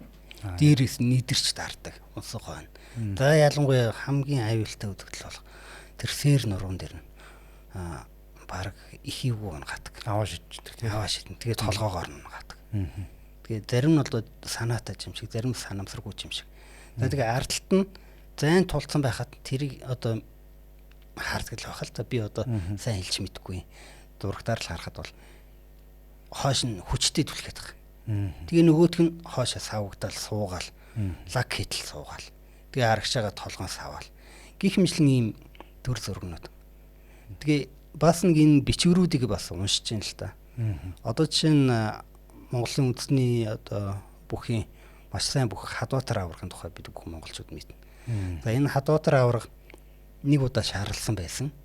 Тэгээд шаарлсан жилээ барилдсан. Барилдад удаагүй бахта нас барлаа гэдэг. Оо, тийм тохиолж ирсэн юм тий. За бас нэг тохиолдол дээр бас Монголын нэг том одоо балетын төлөөлөх нэг том хүн байна л та. Залуу тухайн үедээ сайхан шижгэлсэн залуу. Тэгээд санаандгүй байжгаад хүмүүст хилмигдээд задуулаад хэвтэрт ортлоо задуулаад ухаан алдаад тэгээд имлгээс гарч ирдэг. Тэгээ удалгүй тэр хүн нас барсан. Тэгээд шалтгаан илгэний өөрчлөлт гэдэг. Гих мэтлэн ингээд Тэгээ үүгээрээ би юу гэж хэлэх гээд гэхээр энэ дөргөлдүүдээс ч болоод энэ дараагийн одоо эргэтэнд нөлөөлөд тэгээд тэр одоо өвхлийн шалтгаан болдог. За өвхлийн шалтгаан болдгоо мэхэд одоо тэр тухайн өвчин одоо хүндрэх одоо эд эргэтний хүндрэх нөхцөл болоод байна. Тэгэхээр өвхлийн шалтгаан дээр хизээж тархины дөргөлдөөс үүссэн гэдэг тийм онш бол гарахгүй л байхгүй. Тийм тий. Тэгэхээр энэ бол урьдл нөхцөл. Урьдл одоо онш. Тэгвэл эмчлэхгүй удаадах юм бол тэр concussion кино дээр гардагчлан за энэ монголчуудын энэ тохиолдлууд байна л та. Тэгээ энэ тохиолдлуудаар гардаг. Манай настангууд ч гэсэн бас хилээд байдаг хожим хойно энэ гим урхагтай шүү гэдэг ийм зүйлүүд гараад байна. Тэгэхээр энэ спортынханд бол ерөөсөө л техникийнхээ дагуу одоо тэр мэхээ ч гэдэг юм уу стандарт техник гэдэг юм чинь маш чухал. Энийгээ сайн баримтлах хэрэгтэй. За нэгэнт одоо тэр хүмүүс тархинд орхисон байх юм бол зохих чадвартай, эрдэм мэдлэгтэй энэ хүн дээр очиж одоо барайч өнөө. Ялангуяа болж игэл одоо энэ уламжлалтын эмч зөвлөгч ангаахын мэргэжилтэй энэ хүмүүс дээр очиж эмнэлгийн тусламж үйлчилгээ аваач. За тэгээд ялангуяа энэ ч зөвхөн мөргөлдсөн төдийгөр шууд бас бариулаад иж болохгүй. Бас анхаарах юм юу вэ нөхөрэ? Зүгээр мөргөлдсөн ч гэсэн энэ тархин дотор юу болж байгааг бид нар мэдэхгүй. Тэгэхээр энэ дээр одоо компьютер ч гэдэг юм, MRI ч гэдэг юм, ийм шинжилгээнүүдийг заавал хийн. Гэмтлийн эмчэд хандах, мэдрэлийн эмчэд үзүүлжиж дараа нь хэрв одоо онц ноцтой өөрчлөлт байхгүй тохиолдолд буюу тэрний юу гэсэн үг гэхээр тархин дотор цус хуралт байхгүй үед барайч тийм үү тархины дөргөлтөө эмчлүүлж болно. Хэрв тархин дотор нь гавл дотор нь одоо цус хуралт үүссэн бол мэдээж мэргэжлийн эмч нарынхээ заавар зөвлөгөөний дагуу дараагийн арга хэмжээг авах хэрэгтэй. Тэгэхээр ийм бас ялгаанууд бол байна. Одоо бас сүүлийн үед нэг монголчуудын бас дэлхийд даяар нэг гараад байгаа болоогүй үед нь одоо хөдөлгөөнийхэн блог нь гаргаад гэмтээгээд нөгөөдг нь аюуллууллаа гэдэг. Тэрнтэй адилхан бас Монголд за бас тэр тархин дотор одоо болсон процессыг мэдхгүйгээр бариад бас хүндрүүлсэн байхыг үүсэх аргагүй. Тэгэхээр монголчууд хандаж хэлэхэд хэрвээ таны тархит өргсөн байх юм бол эхлээд гэмтлийн эмч, мэдрэлийн эмчд үзүүлээ. Тэгээд тархины тархи толгойн дотор одоо цус хуралт одоо онц ноцтой өөрчлөлт гараагүй үед та тархины дөргөлтөө эмчлүүлээрэй л гэж хэлдэг байна. Яг үнэ. Тэгээ сайн нөгөө спортын юу гэдээ ярьж байхад би нэгсэг нөгөө боксер бэлтгэл хийдэг үсэ. Тэгээд тэн дээр мэдээж хоорондоо бой хийгээл тоглоно шүү дээ. Тэгэхээр мэдээж хамгаалт хийж байгаа шилэмтэй. Тэгээд бэлтгэлийн дараа ерөнхийдөө дандаа ингээд толгой дүнхтэй нэг тийм мэдрэмж байдаг үсэн байхгүй юу? Ер нь бол тэгээд ер нь бол тулааны спортын дундаа боксийн дунд ингээд байж хахад надад нэг анзаарчихсан. Энэ бол зөвхөн миний хувьд л ажигласан зүйл те. Ахмад тамирчид, ахмад одоо багш нар ингээд анзаархад ярьж байхдаа ингээд таг болчдөг. Дараагийн үгээ бодоод ингээд нэг тарих ингээд нэг түр паузлаад энэ дөө гэж би хараад байгаа байхгүй. Ярьж байгаа л гацчихна. Ярьж байгаа л гацчихна. Тэгээд ингээд дараагийн тиймэрхүү зүйлүүд бас тухайн одоо яг тийм одоо настай тамирчин олон жил одоо тамирчин байсан настай хүмүүс тунд бас надад ажиглаж ирсэн баг. Тэгэхээр нөгөө бокс чинь духан руу цохно гэж одоо яахгүй зөвхөн дандаа яг эрүү рүү цохно гэж одоо бэлтгэл хийдэг. Эрүү цохигдно гэдэг нь цаана яг нөгөө тархины суур ясыг их гэмтээж идэг, дөргиж идэг. Тийм болохоор нөгөө нокаунтанд одоо орж ундаг тийм ээ. Тэгэхээр яг энэ тарих одоо ингээд энэ бокстой холбоотой ингээд янгуут чинь нөгөө тамирч дунд юу гэж хэлээд юм нөгөө нэг нокаутанд ороод унтсан хүнийгээ нөгөө цонхон агартсан гэдэг. Тэгээ тийм хүмүүс чинь нөгөө дараа нь дахиад яг эрүүнд жоохон цохол тавангууд л унчаад идэг. Тэгэхээр энийг ангаахын талаас одоо яг тэр уламжлалт барай талаас нь одоо юу гэж тайлбарлах вэ? Одоо тэр нэг одоо хөнгөн дараагийн үед бол хөнгөн цохол давхад л унчаад байдаг ч гэдэг юм уу те. Энэ нэг одоо цонх агарцсан гэж одоо тамирчид одоо юу дундаа ярьдаг энэ үзэгдлийг. Энэ дээр бол тарих өөрийн орноос өөрийн орноо алдсан гэж үздэг. Тэгэхээр одоо судар номнуудад одоо хуучны ангаахын ухааны номнуудад боловсруулалтын номнууд юу гэдэг вэ гэхээр тарих унсан гэж ярьдаг. Тэгэхээр бид нар унсан гэхээр дээрээс доош юм унахыг хэлээд байдаг. Тэрнтэй адилхан энэ тарих бол хүний биед одоо гавл дотор бол гавлын ясан дотор тодорхой байрлалтай. За тэгээд энэ гавл дотор ч юм болохоор их тарих баг тарих, урт утар тарих. За тэгээ баруун зүүн бөмбөлөг гэл ингээл тус тустай хэсгүүдтэй байдаг. За тэгээ тэр өнчин тарих гэл суурьяасан дээр байрлаж байгаа. Тэгэхээр энэ болгон чинь тодорхой хэмжээний өөрсдийн гэсэн цусан хангамжтай, даралттай, мэдрэлжүүлэлттэй. Тэгээд ялангуяа тэр одоо төвүүдтэй. Энэ нь одоо мэдрэхүүн одоо 12 хоос мэдрэл болон бусад одоо жишээлбэл харааны төв гэх мэтлэн байна шүү дээ. Хэрвээ харааны төвийг нь онлоод зогцсон тохиол энэ хараа мууддаг асуудал байна. Гэхдээ энгийн хүн бол миний харааны би тархины дөргөлт аваад миний харааны төв гэмтсэн гэж хэдэж мэдэхгүй. Энийг нь бол багцын шинжилгээгээр тухайн хүний одоо асуумжаар л илүү тодорхойлно л доо. Тэгээ тэр даруйдаач бас нэг мэддэхгүй айжимдаа мэддэхэд байдаг. Тэгэхээр энэ тэр хүн гацаад байгаа хэлбэр чинь олон удаагийн тэр давтамжтай дөргөлтийг авсан. Тэрнээс болоод тухайн тархи нь одоо яг өөрийн орондоо байхаа болцсон. Жохон энэ чинь маш өчүүхэн хэмжээгээр бага хэмжээний хазаалт үүсгэж байгаа. Тэгээд тэр нь одоо тархины одоо дотоод даралтанд өөрчлөлт ордог. Нугасны даралтанд өөрчлөлт ордог юм байна. Тэгэхээр энэ өчүүхэн жижигэн л одоо энэ хөдөлгөөн одоо займчаад хөдөлсөн энэ байгаа нь асар их өөрчлөлтийг бол гаргаад. Тэгээд яваанда нөгөө тэр хил ярианы гацаад яриад гэдэг чинь хил ярианы төвийн дарангуулад нэрж байгаа. Тэгээ бүр нөгөө түрүүний нөгөө кино дээр гардагчлан тэрэн дээр бол яг нэрийн гараад ирдэг шүү дээ нөгөө тархин бүр агшаад хажингаршаад. Тэгээ хажингарших тусам доторх одоо идүүд нь тархины идүүд нь бүр ингээд хэлбэрээ үйл ажиллагааны алдагдлалд орж байгаа юм л та. Тэгээ нөгөө хүмүүс өвдөлтийг дэвсгэрүүлж чаддгүй эсвэл огцомдан авиртай ярианы хилэмж муу байдаг ч гэдэг юм уу илүү өвөрмөц харагдуулаад байдаг гол учир нь бол тийм ба. Тэгэхээр тэдгээр олон жилийн одоо тэр хүмүүсүүд гэмтэл авсан байнгын дөргөл цохилт авсан хүмүүсүүд явал тодорхой хэмжээгээр энэ тархины идэд бол өөрчлөлтүүд орж байна. Тэгээ эдгээрийг нэгэн тийм болцсон байгаа хүмүүсүүд яах вэ гэхээр ерөөсөө л урт хугацааны эмчилгээ хийх хэрэгтэй. Бүр төлөвлөгөөтэй. Төлөвлөгөө гаргаж байгаа. За энэ үнийг эхлээд за нэг 10 хоног эмчилээ. За дараагийн улиралт эсвэл одоо энэ 2-3 жилээр ч юм уу 4-5 жилээр эмчлэх. Тэгэхээр манай монголчуудын хувьд одоо нийтлэг тийм хандлага байдаг. Тархи дөргөлтийг нэг бариулал болчихно. 3 удаа бариулал тэгэл нам. За яг хөө шинэхэн дөргөлтийн хувьд анх удаага тэр дөргөлт авж байгаа хүмүүсийн хувьд бол энэ байж болно. Мэдээж тухайн одоо эмчлэгч одоо эмчийн бариачийн ур чадвар бас их нөлөөлнө. За тэгээ энэ чинь ганцхан тархи дөргөдөг. Нухас дөргөн. Тархи нухас дөргөх юм бол хүнд хэлбэрт ордог. За тэрнээс гадна цул сав эрхтнүүд дөргөдөг. Тэгээ цул сав эрхтнүүд дөргөхөөрөө бас одоо тэр чинь илэг дөргөчлөхэд илэгний хатуур бол илэгний өөхлөлт илэг өрөвсөх яваанда илэгний хавдар бас болж болно. Гэл тухайн эрхтэн дөргөчлөх юм бол тухайн эрхтнийхээ л өвчин үе шатууд нь хувирал хүндрэл яваад байна гэсэн үг. Тэгэхээр энэ болгоныг одоо байранд нь оруулах хэрэгтэй. Бид нар тархи дөргөлт гэдэг яриад байгаа болохоос энэ ч олон эрхтний дөргөлтүүд явж байна. Тэр болгоныг нь оншилдог, эмчилдэг байх тийм чадвартай. Ихэнхдээ яг бүгднгийн одоо оншилдог, эмчилдэг хүмүүс бол ерөн цөөх. Одоо олон одоо эмч нартай, зөвлөгч нартай, бариач нартай уулзаал явлаа. Тэгэхэд бол яг бүрэн одоо тэр бүтнээр нь эмчлээд байдаг тохиолдол байхгүй. Тэгэхээр миний нөгөө богино хугацаанд биш урт хугацааны эмчилгээ шаардлагатай гэдэг нь одоо энэ нэг бүрчлэн тэр эд эрхтнүүдийг дөргсөн эд эрхтнүүдийг нэг бүрчлэн засах, байранд нь оруулах шаардлага. Үүний тулд тодорхой цаг хугацаа ордог.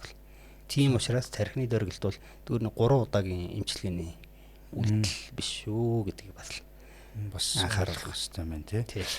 Зөв. Тэгэхээр бас дахиад нөгөө кинотойгоо холбоод нэг юм асуучих гэж бодлоо да. Тэр кино ягаад бас зөвхөн кино яриад байна гэж бас бити бодоорой үзэгчд маань тий. Тэр бол кино бол яг өөрөө нөгөө бодит жишээн дээр гараад тэрийг одоо уран сайхны аргаар олон нийтэд түгээсэн Concussion гэж Will Smith-ийн тоглосон кино тий.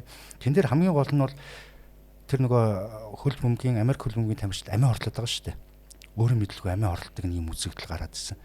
Тэгэхээр энэ тархи дөргөлт яг хоёулаа сая илүү бие махбодлоос нь илүү гарч байгаа шинж тэмдгүүдийг яриад л шүү дээ. Сэтгэл зүйн талаас ер нь хэр өөрчлөлтөнд одоо оруулдаг вэ? За би түр нөгөө тантай бас ярих гал яаж яхад уламжлалт гахуун талаас юм харж байхад бол хингүүдлүүдийн одоо урсгал алдагддаг, гэмтдэг уламжлалтаар бол хий өөрөө шууд сэтгэлтэй холбогдно, сэтгэл хямрахтай шууд холбогдно гэж үздэг шүү дээ, тийм ээ. Тэгэхээр яг энэ тархит оргилт маань өөрөө бие махбодын одоо өөрчлөлтөөс гадна сэтгэл зүйн өөрчлөлтөнд ихэр нөлөөлдөг юм бол онол дээр нь болоод практик дээр. Энэ дээр нэг бас нэг жишээ, хоёр жишээ авдаг юм одоо. Манай нэг оюутан одоо л төгсгч л дөө. Би тэнд ахыгаа үдүүлье. За. За манай ах одоо ингээ байнга толгойн өвдөгдөг. Тэгээ хамгийн гол онцлог нь эмчид эмнэлэгт очиж үзүүлэхт орох уу. Тэгээ ярилцж байгаа. За хэдий толгойн өвдөг. Хавар намар хоёрт. За. Тэгвэл хавар намар хоёртой толгойн өвдөг. Тэр үеэр зан арийн шин докторгүй болдог. Тэгээ дахиад асууж байгаа. Энэ зөвөр нь хизээс хэлсэн. 2 жилийн өмнө. 2 жилийн өмнө юу болсон бэ? Бандар толгойд савуулсан гэж. Нийгэндээ зодуулсан. Тэр залуугийн хувьд болохоор бандар толгойд цохиулаад хүчтэй цохилт аваад тэгээд тэрнээс хойш хавар намар хоёрт нь зан аашин докторгүй болдог. Илүү одоо догшин болдог. Тэгээд толгой нь өвддөг. Тийм завьрт. За бас нэг тохиолдол бас цэрэгт байхдаа зодтолдог. Одоо тэр чинь бүр 80-аад оны үе ярьж байгаа юм л та. Эртний. Тэгээд тэр хүн насан туршдаа татаж ундаг эпилепси. Нэгэсэндээ ангааханд бол одоо гэмтэл шалтгаантай эпилепси гэж онцлогдож байгаа. Тэгээд тэр хүн бол байнга татаж ундаг. Мэдээж одоо ачаал их нойргүй явах, ядрах, хоолгүй явах гэдэг юм аа. Тийм үед тамир тэнхэн буураад татаж ундаг. Тэрнээс гадна маш их догшин зан авирт. За сайхан одоо биеийн 50 үед бол эмчилгээгээ хийлгээд биеийн 50 үед бол сайхан зан ааштай, сайхан хөдөлмөрч. Гэтэл одоо ингээд жоохон ядраад ачаал аваад тэгээд ирэхингүүтээ ялангуяа хавар намар нь бас их догшордог. Зан төрөмгийн зан авирт болдог. Тэгэхээр энэ хоёр жишээгээр аваад үзэхэд тэр кинон дээр ч гэсэн гарч байгаа тэр үзэгдэл бол ерөөсөө сэтгэл зүйтэй буюу одоо бидний сэтгэн бодох зан авирт төрөхтэй бол маш их холбоотой. Тэгэхээр энэ хамгийн эхлээд бид энэ юугаар шинжлэх ухаанаараа ярихад бол мэдрэлийн босго, өвдөлтийн босго гэдээ бид нар ярьдаг. Энтэй адилхан стрессийн босго гэж байна. Тэгэхээр цочромтгой болно. Нүд гялбатдаг.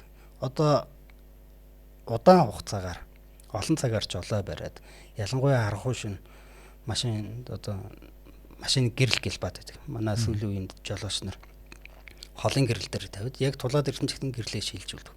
Тэгээ энэ одоо тухайн хүний нүдээр дамжиж одоо мэдрэлийн системд нөлөөлж байгаа. Тэгээ тэр хүн таагүй байдал, уур бухимдал үүсгэнэ. Зөвхөн гэрэл ийм нөлөөдүүлж хахад тэгвэл энэ тархины дөргөлд ямар нөлөөдүүлэхээр энэс илүү хэд дахин илүү хүчтэй.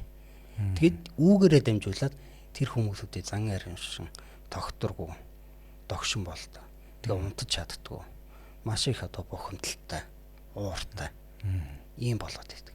За уламжлалтаар ярих юм бол ерөөсөө энэ тархи өөрийн орноосоо алдаад ам баригчийг гэмтэж байгаа. Ам баригчийг минь одоо тархинд оршдог шүү дээ. Тэгэхээр энэ ам баригчийн өөрийн орно одоо хингүүдэл нь одоо алдагдаад ирэхээр тэнцээ одоо даралт ихсэх босод төвөрөд бол илрээл байгаа. Тэгэхээр энэ хингүүдлийг бол энэ бас барайцлын аргаар тэрнээс гадна бас тан имчилгээ. Зохиох одоо ямар нэмэлт имчилгээ нүү уламжлалтын тэрийг нь бас дагуур сайн хийх л хэрэгтэй. Зөв. Би бас түрүү нөгөө аюу шимийн талаар, барай шимийн талаар аюу шимээ надад бас тэгдэг гэсэн юм л. Сүүлийн үед энэ хүмүүс энэ блокийг хамаагүй гаргаад байна. Энэ блокийг ингээд дур зоргоороо ингэж гаргах чинь маш муу юм байгаа маа гэж тухайн үед надад оюутан баг тэг загтдаг байсан. Тэгээ одоо ч ингээд анзаарч хахад нийгмийн сүлжээн дээрч блок гаргаж байгаа одоо бичлэгүүд их явах юм. Хүмүүс ч блокоо гаргачаар яг гоё болчлаа гэж бас бодоод тах шиг байна. Та яг бас энэ тал дээр судалгаа хийсэн үнийг юу нэг блок гаргах гэж яг юу хэлээд байна. Энэ юу нь байх ёстой юм уу? Эсвэл байх ёсгүй юм уу? Эсвэл эрсдэл нь юу байдаг? За энэ блок гаргана гэдэг Японоос бол арцэг нурууны барайцал гэж анх орж ирж байсан. Тэгээ энэ одоо эхлээд 1990-ад оны үед миний олж авсан мэдээллээр. Дараа сүүлд одоо 2000-ад оноос эхлээд илүү их ирчимтэй. За тэрнээс бүр өмнө бол гар засал гээд одоо гэмтлийн эмч бүд ханд нарын одоо мануал терапи баавга тийм мануал терапи баавга болцаахан гэдэг нэг ном байдаг шүү дээ. Тэгээ эдгээр хүмүүсүүдийн одоо хүчин тэтгэлэх юм уу одоо ямар нэг холбоо одоо тэр юуг орлогоор гарцал гэдэг нь л одоо Монголд илүү төлхөө орж ирж байсан юм эртний Монголд одоо энэ блог гаргалт бол түүхэн тийм магадгүй үүнээс өмнө ч байхыг бол үгүйсэхгүй. Тэгэхээр энэ блог гаргах гэдэг юм нь бол аливаа юм хоёр талтай. Тэгэхээр бид нар одоо тунгийн тааруулна гэж нэг сайхан юм байна. Тэгэхээр ямар хүмүүсүүдийн энэ блогыг гаргаж болохгүй вэ гэдэг зааг ялгааг бид нар сайн мэдчих хэрэгтэй. Тэгэхээр энэ за нэг богино хугацааны сургалтаар сурсан хүмүүс эсвэл одоо анагаахын мэргэжилтэд хэрнээ бас одоо зарим юм одоо мартсан тийм хүмүүс үүч гэдэг. Янз бүр л дээ. Би одоо яг тухайлж хэлэхэд бол хэцүү. Чи хүн болгоны одоо оюуны сав өөр шүү дээ. Тэгээ зэрийг хэрэгжүүлнэ мартаад санах гэх мэтлэн янз бүрийн л асуудал.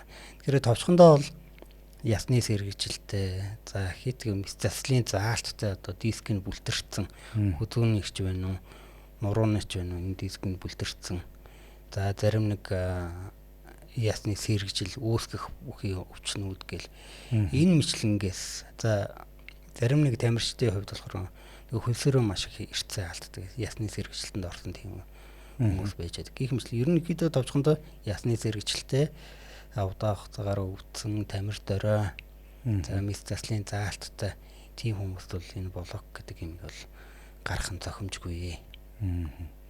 Энэс өөр эмчилгээний аргууд бол байж болно шүү дээ. Зөндөө сонголт нь байгаа. Зөөлөн иллэг тэр нэгэнт одоо чангарсан булчингээ чинь сайхан зөөлөг энэ физик эмчилгээний багажуудаар ч гэдэг юм уу зөөлөн иллэг массажаар ч гэдэг юм уу гих эмчилгээ ингээд бариаслаар ингээд сонголтууд болсон байна. Тэрийг нь тухай одоо эмчлэгч эмч. Ер нь болж игэл одоо анагаах ухааны мэргэжилтийн эмч хүн дээр очиж энийг одоо хийх хэрэгтэй. За баруунд бол хиропрактор гэдэг мэргэжлийн хүмүүсүүд одоо 4 жил сургагдаад бэлтгэгдээд гараад ир. За Монголд бол хараахан яг энэ хиропракторын одоо албан ёсны анагаах ухааны одоо мэргэжилтийн бэлтгэгдэн гараагүй байна. Манай төв одоо улсын сургуульч гэж ярьдаг бид нар хувийн одоо анагаахын сургуулиуд ч гэсэн эдгээр дээр ийм сургалтыг бол мэргэжлийн анги бол байхгүй. Тэгэхээр одоо байгаа хүмүүсүүд бол ямар нэгэн байдлаар энэ тодорхой хугацааны сургалтууд зарим хүмүүсүүд одоо гадаад орнд очоод суралцаа төгсөөд ирсэн байхыг бол үгүйсэхгүй. Хараахан би тэр хүмүүстэй бол уулзч учраагүй. Тэгэхээр энэ дээр бол маш анхаарал болгоомжтой хандах хэрэгтэй. Тэгээ нөгөө эмчлүүлж байгаа тэр хүнийг дөрж байгаа хүмүүс мэн ч гэсэн бас мэдээлэлтэй. Бас одоо би одоо татгалзаж болно шүү дээ. Би нэг хийлгмээргүй байна. Тийм хүмүүс орж ирдэг юм. Би энд одоо дургу гэдэг юм. Би айцтай байна. Манайхан 10 жилтэй байх та. Бид нар чинь би нэг ингээл дөгөөр сууж яхад нь л толгойг нэргүүлээл хайч. Тэр нөгөө кинон дээр гарддаг байсан учраас тэгээл цочирчж байгаа. Тэгээ анхны одоо тийм айцыг бол авчдаг. Тэгээ дараа нь үнэхээр шаардлагатай хүний тэр блогыг гаргахаар нөгөөдөл чинь цааргалаад идэг. Яг тэгэхээр айцтай болцоо учраас. Тэгээд гих мэтлэн тийм хүмүүст бол ерөөсөө тэрийг бол гаргах шаардлага бол байхгүй. Тэгэхээр тухай хүнээ сонгох хэрэгтэй. Нөгөө хүмүүсүүд нь ч гэсэн үнэхээр би одоо энийг одоо хүсэхгүй байна. Өөр эмчилгээний арга сонгож болох уу гэдэг юм. Тэр бас саналаа бол хайж болно л та. Тэгээ бас энэтэй холбоотойгоор нэг судалгааны авцад одоо өнөөдөр хүртэл одоо энэ тарих тархилтын олон аргуудыг судлаад яваал энэ. Хийж үзээл энэ. Тэгээд үр дүнгийнч бас гаргаал энэ. Тэгээд нэг удаа нэг настай хүн дээр дөргүүлж застдаг нэг арга байдаг. Тэрийг нь хийсэн. Тухайн үед л за сайхан боллоо гэл. Дараагийн удаа олон хоногийн дараа дараагийн удаа хийх гэсэн чи хүүхэд нь хэлж байна. Ээж энэ аргыг нэг сайн таашаахгүй байна. Тэгэнгүүт нь тэр хүн дээр одоо ямар аргыг хэрэглэж болох вэ гэд бодож байгаа юм л. За тэгвэл одоо ийм зөөлөн аргыг хэрэглэе. Тэгэхээр энэ тухайн хүмүүсүүдийн нөгөө хүсэл сонирхолд нь бас таатай байна уу, таагүй байна уу? Тэрийг нь бас харгалзан үздэг. Мэдээж нөгөө өвчнөхийн явцад тааруулж энэ эмчилгээнийхээ арга, тархит өргөлтөг засах эмчилгээнийхээ аргыг сонгох хэрэгтэй. Тэгэхээр энэ тархит өргөлтийн эмчилгээний одоо монголчуудын бариацлын илэн барай, даран барай, эвлүүлэн барай, дөргүүлэн барай гэж 4 төрлийн арга байна. Тэгэхээр энэ дөрвөөс бид нар одоо тухайн хүнийхээ хүсэлт нь, биеийн онцлогтод тохируулаад, насны байдалд тохируулаад аль нэгийг нь сонгох хэрэгтэй. Тэгээ би нэг сүүлд одоо манай уламжлалын чинь ихэвчлэн одоо энэ судсаар оншилдог. Тийм, тархит өргөлт. Тэгээд бас олон жил юм. Яагаад энэ судсыг ингээд судсыг бариад мэдээлэл аваад болж хахад яагаад буцаагаад өгж болдгүй юм бэ гэдэг тийм бодол орж ирсэн. Тэгэд тэр судсаар онцлох явцдаа бас одоо эмчилгээг нь хийх тийм бас арга байдаг юм билэ. Тэгээ үүнийг бол манайхан бүгдээрээ сайн мэднэ. За энийхээ ань зүүн гараас нь атах бол хараа орно гэдэг. Тийм нэг энэ дээр хэлдэг тий. Тэгэхээр энэ бол бас нэг талаараа хичнээн уран сайхны боловч нөгөө талаараа бас их бодиттой үр дүнтэй арга. Тэгээ хамгийн гол нь тэрийн эмчилгээнийхээ онолыг мэддэг, учрыг нь олцсон хүнд одоо тэр эмчилгээний аргууд бол ер нь боломжгүй ш. Одоо түрүүний таны хэлээдсэн зайнаас нь ингээд гараа хүргэлгүй тархины дөрвөлтийн засчлаа гэдэг. Тэр хүн чинь хамгийн гол нь одоо онлоо мэдсэн, эмчилгээний аргаа мэдсэн, техникийг мэдсэн учраас тэрийг хэрэглээд тэр нь үр дүнгээ өгöd байна шүү дээ. Гэтэл би та бүдэрэг хэрвээ одоо тийм арга би одоо сүм биш нэг хүний ингээ гараас нь атгаа та одоо ингээл өөдөөс нь ингээл за одоо болцсон эмчилчлээ гэд тэгээд тэрийг харсан хүмүүс одоо даган дуурайгаал хийгээд идэг. Гэтэл тэр хүмүүс чи яагаад үйлчлэхгүй вэ нөхөр онлоо мэдэхгүй байна. Арга техник стандарт нөгөө техник сайн суралцаагүй учраас даган дуурайхаас өөр арга байхгүй. Гэхдээ үр дүнгүй. Тийм л юм байна. Зөв. Тэгэхээр нөгөө практик дээр бас нэг юм байдаг шүү дээ. Одоо түрүүн бол уламжлалт бол асууж шагнаад тархит өргөлтөө оншилж болж байна. Практик дээр бол нөгөө цагаан маал толгойг нь тавиад за ингээд хэмжиж үзээд тэмдэглэгээ хийгээд за ингэснэ. За тэр баруун талчин дээр гисэн байна, зүүн талчин дээр гисэн байна гэдэг. Энэ одоо нэг практик аргачлалууд биш үү? Энэ юу н онлын үндсэлтэй юм уу? Үндсэлтэй. За энэ онлын үндсэл нь юунд тавьдаг юм бол? Тэгэхээр энэ маш олон аргууд байна л та. За тэр одоо улаан хувцаар тийм орно. Тэгэхээр яагаад заавал улаан хувцаар ороож байгаа гэдэг асуулт гараад байна. Тэр монголчуудын нөгөө ардын ангаа авах уламжлалын авах жоохон ялгаатай.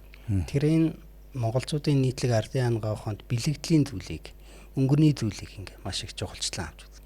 Тэгээд энэ улаан өнгийн утсыг сонгоод авчих.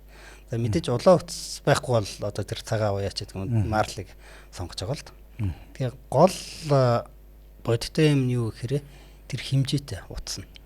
Тэгээд хэмжээд үзэхээр нэгэн заавал илүү гарна. Тархит өргөцсөн. Тэгээ эн чинь яаж юм гэхээр чинь тэр цохилт авсан талаа хаана вэ нү? Тэгээд нөгөө талдаа эн чинь шингэн цалихад ирэх даралтын орн өөрчлөгдөх. Ийм бол. Тэгэхээр тэр даралтын орн одоо шингэн цалихад шингэн одоо шилжигдээд ирж байгаа үед бол тарих илүү их одоо хавгансан хэмжээний хувь жоохон томорцсон л байдаг. Одоо бид нар баруун зүүн гараа харахад бол илүү их ажиллагаатай гарын булчин илүү том байдаг. Тэрнтэй л адилхан тийм ялгаатай болдог юм л. Тэгээ тэрийг нь зохих аргаар нь хэвийн болгоод одоо нэгсэндээ тархины дөргөлтийг заслаа гэж үзэх юм бол тэр нь хэвийн байдалд орчдөг. Гэхдээ энэ бас хурдан удаа хугацаа шаарддаг. Яг тэгэхээр тэнцэн нэг шингэний зохицуулга явагдаж байгаа. Энүүгээр тайлбарлагдана. Тэгэхээр энэ бидний практикт байдаг зүйл бол бас онлын үндсэлтэй байх нь байна, тийм ээ. За энэ одоо бас мэдээ хүмүүс түгээе гэж бодчихсон зүйлээ танаас суугаад авчлаа. Тэгээ ер нь та бүхэн яриа практик, онл, судалгаа, өв соёл гэд олон талыг хамраад энэ одоо тархит өргөл бариацлыг яриллаа л да. Ер нь бол би хувьдаа тэгж дүгнэж байна. Тэгээд миний хувьд бас саяны ярилцлагын үеэр асууж амжаагүй. За таны хувьд бол энэ бас ач холбогдолтой шүү гэж бас хэлхийг хүсдэг тийм одоо зүйлийг бол төгсгөлийн хормыг бас танд үлдээж байна. За баярлалаа. Тэгэхээр энэ тархит өргөлт гэдэг зүйл одоо монголчууд хэдий их бүгдээр баг хүн болгон одоо баг барайч тийм овцтой одоо эрдэмтэй. Тэгээ хүн болгон одоо хүнийг оншил тархит өргөсөн хүнийг оншилдог. За баг илээд барьж нухаад эмчлэг тохиолдолч байна. Дийлэх шүү дээ. Ийм мэдлэгтэй. Тэгсэн хэрнээ энэ тархины дөргөлтийн талаар бол бага цогцолсон. Тэгэхээр энэ тархины дөргөлт гэдэг салбарт судлах зүйл бидэрт хийх зүйл маш олон байна. Энийг одоо 17 дугаар зууны үед Сүм баан бишүүлжэр тухай одоо Марамб энэ хүн болоод энэ тархи дөргөлтийг цэгцэнд нь оруулаад ном бүтээлд төрөлдөө оруулаад нэг шат ахиулсан баг. Тэгээд тэрнээс хойш одоо ингэж яваал нь сүүлийн одоо 100 жил ч гэдэг юм уу 50 жил ч гэдэг юм уу ахицтай явж байгаа. Гэхдээ энэ салбарт энийг дөрглөөд хийдэг хүмүүс одоо яг шинжлэх ухааны үндэслэлтэйгээр судлаад явах хүмүүсүүд залуу судлаачид цаашид илүү их олон гарах байхаа гэж найдаж байна. Хийх зүйл их байна. Бас энэ Монгол одоо ганц барай заслав шинчээ бас нэг дом засал гэж юм явагддаг. Тэгэхээр дом заслыг зарим судлаачид бол эрдэмтэд юу гэж үздэг вэ? Энэ бол зөвхөн ихтгэл үнэмшлийн асуудал гэж үздэг. Үнэхээр нэг талаасаа тийм ихтгэл үнэмшлийн асуудал яригдана. Нөгөө талдаа үнэхээр шинжлэх ухааны үндэслэлтэй домын тайлбарууд бол байна. Жишээ нь одоо нүдэнд өвдөг гарлаа энийг одоо яах вэ? За өвдгөөрөө домддаг юм аа гэхэл эн чинь дотоод одоо биеийн даралтын хүчийг ашиглаад дотроос нь одоо бүлэрсэн тэр эдибэрээр бүлэрсэн сувгийг онгойлгож байна. Гэх мэтчлэн ингээд тайлбарлах зүйлүүд. Зарим бүр тайлбарлагдахын аргагүй. Чинь хүүхэд уйлгнаад ирлээ. Тэрийг давсаар ширхэлдэг. Тугал гарч идэг. Тэгээд дүрс нь гарч ирээд нэг хүүхэд уйлгаа болчихдог. Энийг яаж тайлбарлах вэ? Гэх мэтлийн юм асал. Үүнтэй адилхан тархины дөргөлтийг бас домын аргаар эмчилдэг олон аргууд байна. Гэхдээ бидэнд одоогоор мэдгэж байгаа мэдсэн одоо цөөхөн 2 3 л одоо домын арга байна л та. Уураар, цайны уураар эмчилдэг. Бага насны хүүхдийг болохоор цайны уураар цохоод. Тэгээд биед нь хүргэлгүй зөвхөн одоо домч маань одоо өөдөөдөөс хараа сууж байгаа тэр хүүхдийг ингээд уурнуудаараа харьшуулаад дуурхаад. Гэхдээ монголчуудын хувьд болохоор уурнуудыг хоосон харьшуулах нь бол муу ёроо гэж үздэг. Гэтэл одоо зайлшгүй тохиолдолд энэ уурнуудыг ашигладаг. За банзаар цогтөг. За энэ дээр бол физикийн хууль бол онол бол яригдах баг. Гэтэл тэр уурнуудаараа цохоо алсаасайхаар магадгүй энэ чинь нөгөө дөлгөөн дуу чимээгээр засах юм үдэгдэл явуулж болох юм. Тэгээ энэ мэтлэн одоо тэрийг одоо үнэхээр одоо тэр дуу чимээ нөлөөлээд байна. Эсвэл өөр нэг даалтын хүч нь зүйл тэр уурнаас гараад ямар нэг итгэж гараад тасаад байна уу гэдэг зүйл. Гэхдээ тийм юм байхгүй л дээ. Гэх мэтлэн ингээд судлах зүйлүүд бол их байна. Бидний өв соёлд судлагдах их байна. Тийм яг энэ сэдвээр бол тийм ээ. Тэгээ энэ сэдвийн дагуу залуу судлаачид маань илүү их энийг сайн судлаарай гэж захиж хэлэх байна. Тэгээд монголчуудаа хандаж хэлэхэд хэрвээ таны тарих их бага хэмжээгээр дөргсөн бол гэмтлийн эмчид очиж үзвэл, мэдрэлийн эмчид очиж үзвэл шаардлагатай бол компьютер томографи MRI шинжилгээ хийлэг тарих толгойч одоо дотор юу болж байна гэдгийг бол сайн шинжилвэл түүний дараа уламжлалтын эмчид очоод одоо энэ тарих дөргөлтөөр мэрэгчсэн энэ мэрэгжлийн хүмүүст хандаад эмчилгээ тусламж авч өөрийнхөө биеийг эдгээгээрээ. Тэгэд таны тарих 2018 онд нэг говалтан нэг 7 үеийн барайч гэдэг нэг хүн байсан. Одоо бол бурхан болцсон. Тэр хүн бол анх хэлжсэн. Тарих дөргөлтөөс олж бүх өвчөг үүснэ гэж ярьж байсан. Тухайн үед бол би судалгааны ажлын сэдвээ аваад удаагүй байсан. Тэгээд ангахын бос мэрэгчлээ хүн одоо гэхдээ барайч хүн ингэж хэлж байна гэдгийг гайхаалан гүрч байсан. Тэгээд явцын дунд бол үнэхээр тэр хүний хэлсэн бол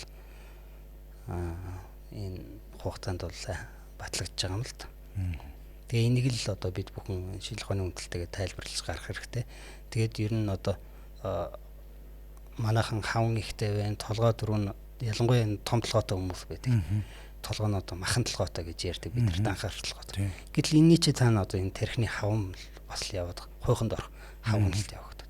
Гэтэл тархины энэ хүмүүсд удаан хугацааны турш одоо олон жилийн өмнө ямар нэгэн байдлаар одоо дөргөлт автсан. Тэгээ яваад идэг. Тэгээ тархитлагаа нөгдөөд идэг. Даралт нь нөгдөөд идэг. Толгой хөвдгөн хөшч хөөрөөд идэг. Даралтны юм уусан ч намддаггүй. Ийм байгаад. Тэгээ тэр хүмүүсүүдийн тархины дөргөлтөнд засчаар тэгээд толгойныхаа хав нь буураад ирдэг. Хөдөө далмуур нь хөшгөө байлдаг, даралт нь буураад ирдэг. Гэх мэтлийн юм. Тэгэхээр энэ тарих дөргөлтийг бид нар бол 1 өдрийн 3 өдрийн имчилгээтэй юм байна. Энийг одоо хөнгөн зүйл гэж ойлгож авч болохгүй. Бас тодорхой хэмжээгээр ач холбогдолтой. Өдөр болгон л та цайгаа уудаг, нүр гараа угаадаг шиг тарих дөргсөн л бол тодорхой хэмжээгээр ач холбогдол өгөөрэй. Бидээ анхаарлаа халамж тавиарай л гэж хүсэх байна да. За сайхан ярьсан одоо зүйлүүд их гоё тоймлоод дүгнэлт гаргаж илж гисэн танд баярлалаа. Тэгээ бас их монголчуудын зөвхөн одоо өв соёлын өвлөгдөж ирж байгаа энэ бариацлын аргыг анхаахын шинжлэх ухааны үүднээс тайлбарлаад эмчилгээний арга техникүүдийг ингээд нотлоод гаргаж ирж байгаа судлаач багш таны хувьд бол бас ирээдүйн бас энэ судалгааны ажлуудад нь өндрөөс өндөр амжилтыг хүсэн өрөө. Тэгээд бид бүхний урилгыг хүлээж аваад энэ сайхан судалгааныхаа ажлаас одоо нийтэд мэдээлэл өгсөн танд болон таны судалгааны баг хамт олонд талархснаа илэрхийлье. За танай баг хамтанд олон ч гэсэн одоо бидний судалгааг олон түмэнд сайхан таниулахад чухал ач холбогдол өгөөд бидрийг өрсөн явдал маш их талархаж байна. Та бүгдийн одоо цаашдын ажил үйлсэд нь өндрөөс өндөр амжилт хүсье. Тэгээд манай нас тунгуудыг хэлдэг дэлгэрч аргаж яваарэ гэж сайхан ерөөл дэвшүүлье. За тэр ерөөл Батөр шигээ. За ингээд цахим мэж подкастын тарих дөргөл сэдвээр хийсэн ярилцлага энд хүрээд өндөрлж байна. Дараагийн дугаар хүртлээр түр баяртай.